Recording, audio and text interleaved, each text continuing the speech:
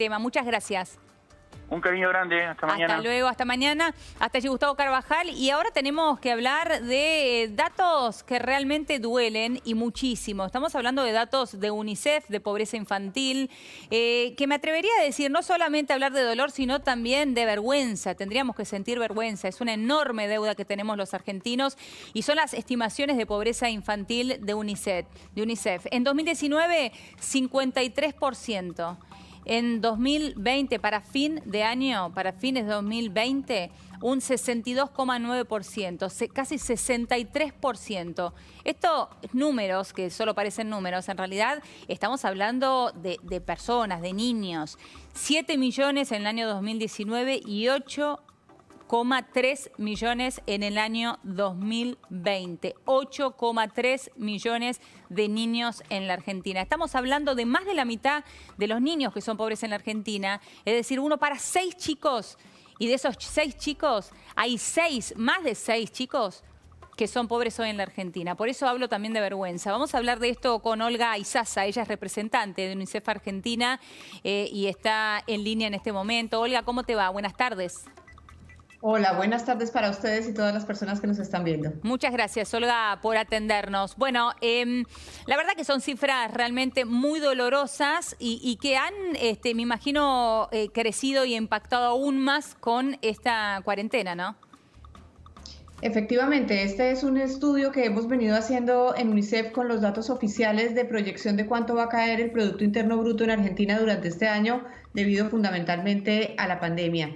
Y desafortunadamente los últimos datos nos muestran justamente este incremento que se estaba mencionando, y yo haría énfasis sobre todo en los chicos y chicas que van a caer en la pobreza extrema, no solamente en la pobreza, sino en la pobreza extrema, que quiere decir que estas familias no tienen la posibilidad ni siquiera de adquirir una canasta básica de alimentos, y ahí estamos hablando del 18%, 18.7% que se calcula va a ser hasta diciembre de este año, y eso significan también 2.4 millones de niños y niñas. O sea, la pobreza en general, estos 8 millones.3, que es una noticia muy triste, y que, como estabas diciendo, detrás de cada una de esas cifras hay una cara, un rostro de un niño o una niña. Olga, cuando vos hablas de esta pobreza estructural extrema, en realidad vos la mencionaste, es lo que nosotros aquí llamamos indigencia, ¿no? Es decir, que estamos hablando de una estimación de un 18% para fines de este año. Son 2.400.000 chicos, ¿no? Dijiste, en condición de indigencia en la Argentina. Ahora, cada vez que hablamos de pobreza, Olga, hablamos también de pobreza estructural, ¿no? Esto que es tan difícil de en algún momento modificar en la Argentina. De esta cifra que estamos hablando, ¿ya podríamos hablar de una pobreza estructural en los niños del 50%? Bueno, el estudio que nosotros presentamos también hace poco lo que muestra es que hay una base, digamos, de pobreza estructural que viene desde hace muchos años, más de 10 años, que no ha logrado bajar un piso de cristal, digamos, como que llega ahí y no logra bajar, que es el 30%. Obviamente situaciones como esta, eso a lo largo de la historia ha tenido variaciones, a veces ha subido, a veces ha bajado, y como ustedes lo mencionaban, a finales del año pasado cerramos con cerca de 53% de niños en pobreza. Pero una situación como esta lo que hace es poner de relieve, agudizar, poner el foco sobre los más vulnerables, y aquí tenemos a los chicos y a las chicas. O sea que hay que seguir trabajando para reducir esa pobreza estructural con políticas de empleo, con políticas de protección social, pero hay que continuar, y esa es una de las recomendaciones fuertes que nosotros estamos haciendo tanto al Estado Nacional como a los provinciales, reforzar y continuar todas las medidas de soporte social para que evitemos que estos niños y niñas caigan todavía más. Cuando hablas de medidas de soporte social, hablas, por ejemplo, del ingreso familiar de emergencia, de este bono de 10.000 pesos que han dado aquí en la Argentina, de subsidios, de promociones alimentarias también. Todas esas medidas, digamos, de alivio social, como la AUH, como la tarjeta alimentar, como el IFE, que realmente no solamente el estudio que hicimos muestra que ha llegado muy bien, de una manera muy focalizada a los hogares argentinos que lo necesitan, sino que obviamente las familias están diciendo necesitamos que esto continúe. Y visto más desde un punto de vista, digamos, académico, técnico, es imprescindible que esas medidas se mantengan, para que se alivie en parte la pobreza. Esto debe estar acompañado también de políticas más estructurales, como digo, de promoción del empleo, de reactivación de la economía en la medida en que las condiciones epidemiológicas lo permitan, pero es focalizar y tener muy presente que se necesitan políticas intencionales para sacar a los chicos y a las chicas de la pobreza es muy importante. Ahora, Olga, en momentos como este, ¿no? Nosotros aquí siempre lo decimos y uno lo ve a diario en cada una de las notas que hacemos. Cuando hablamos de cuarentena sabemos que a los que menos tienen, a los más humildes, esto los golpea muchísimo más. No tienen espaldas para resistir meses sin trabajar, los chicos también sin educación. Digo, ¿cuánto impacto tiene esto en ese tipo de cuestiones? Educación, pienso también en la violencia familiar, y en otras cuestiones de impacto psicológico, como puede ser también la depresión en los más chicos. Claro, ahí estás mencionando varios temas que son muy importantes. Uno, que este promedio de pobreza del que estamos hablando, bien sea el 62.9% o el 18.7% de pobreza extrema, es un promedio y los promedios esconden realidades que son aún peores.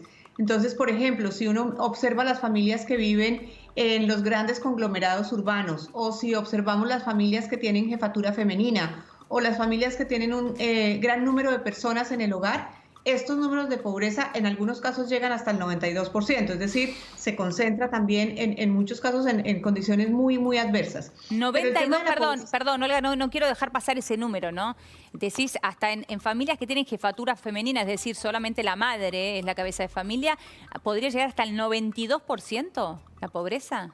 Donde se combinan estos factores de exclusión que les estoy mencionando, como jefatura femenina, alto número de personas por hogar, y ciertos lugares geográficos, como por ejemplo las villas o las concentraciones urbanas, ahí el nivel de pobreza puede llegar incluso, y eso es lo que muestra la proyección que hemos hecho, incluso hasta el 92%. Entonces, políticas inteligentes, como les dijimos nosotros, o de motricidad fina, esa política que llega específicamente a las poblaciones que más lo necesitan, son muy importantes en este momento. ¿Cuánto preocupa? Y también, sí, termina, Olga. Iba a mencionar rápidamente lo que estabas mencionando de el tema de salud mental y el tema del regreso de los chicos al colegio también, que junto con la pobreza nosotros creemos que esos son tres temas centrales que van a tener que ocupar o sí la agenda de los siguientes meses. Lo que hemos visto en términos de salud mental también es que los chicos y las chicas no solamente lo refieren sus familias, sino ellos mismos. Cuando hablamos con los chicos en la encuesta, porque hicimos encuesta directa con los adolescentes, lo que ellos nos dicen es que están asustados, lo que ellos nos dicen es que están ansiosos, que tienen preocupación de volver al colegio, no solamente por la posibilidad de contagio, sino también porque sienten que no van a poder enganchar, digamos, con el ritmo educativo que traían. Entonces son temas muy importantes. Bueno, y esto es lo que quería profundizar, ¿no? Con mi siguiente pregunta, Olga, es en la educación, ¿no? En la desigualdad que aún se profundiza más. Digo, conocemos que existe esta desigualdad aquí en la Argentina, en la educación, pero con una pandemia como esta o una cuarentena como esta, esto se profundiza aún más, porque son muchos los chicos que no tienen ni acceso a internet, ni por supuesto alguna computadora o teléfono, y mucho menos ayuda de la familia. Bueno, ahí hay unos datos, digamos, que son positivos y otros que representan desafío. El dato positivo es que más del 90% de los chicos y chicas que asistían previo a la pandemia a la educación, digamos, obligatoria, continuaron con actividades pedagógicas. Y también en un porcentaje muy alto, más del 76% de las familias lo hacen con una frecuencia alta, es decir, tuvieron una frecuencia adecuada de interacción con sus docentes o de asignación de tareas, etcétera. Y eso es un dato realmente que distingue a Argentina de otros países de la región y es para celebrar. Sin embargo, también observamos que todavía hay un 13% de chicos y chicas que no pudieron tener la intensidad adecuada, incluso la tuvieron muy baja o ninguna.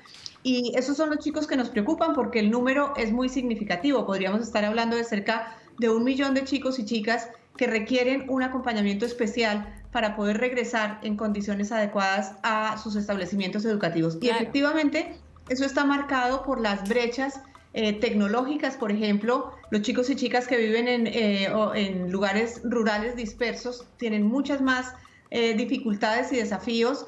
Las familias están temerosas también por los más pequeños, por los chicos que asisten a los, digamos, centros de desarrollo infantil temprano, etcétera. Entonces, son poblaciones que, como decimos, hay que ponerles un objetivo y una intención específica para que puedan retornar a esta nueva normalidad. ¿Y cuánto incide también e impacta, Olga, las dificultades económicas que pueda tener una familia hoy? Digo, aquellos que llegaban con lo justo, que después no pueden hacer una changa, no pueden trabajar, no pueden salir a buscar el dinero para darle de comer a sus hijos cada día.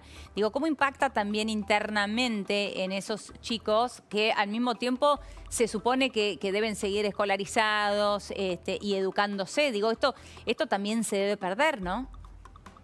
Bueno, hay varios aspectos ahí. Uno es la posibilidad de que el trabajo infantil aumente y aumente en donde ya estaba presente, que es digamos, en las regiones también rurales, en actividades fundamentalmente agrícolas, en donde si la familia es pobre, generalmente lo que hacen estas familias es usar todos los miembros de la familia como fuerza de trabajo para volver a recuperar su actividad. Entonces, tenemos que poner mucha atención. Definitivamente el mensaje aquí es: la prioridad para los chicos y las chicas es la educación, y más en estas condiciones en donde el curso normal, el proceso normal educativo se vio alterado de alguna manera o interrumpido en muchos otros. Entonces, mantener un ojo avisor para garantizar que los chicos y las chicas no se vinculen con la fuerza laboral y que estas familias reciban el soporte va a ser fundamental.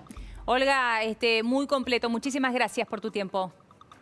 A ustedes muchas gracias por el espacio y buenas tardes. Buenas tardes. Hasta allí, Olga Izaza de UNICEF.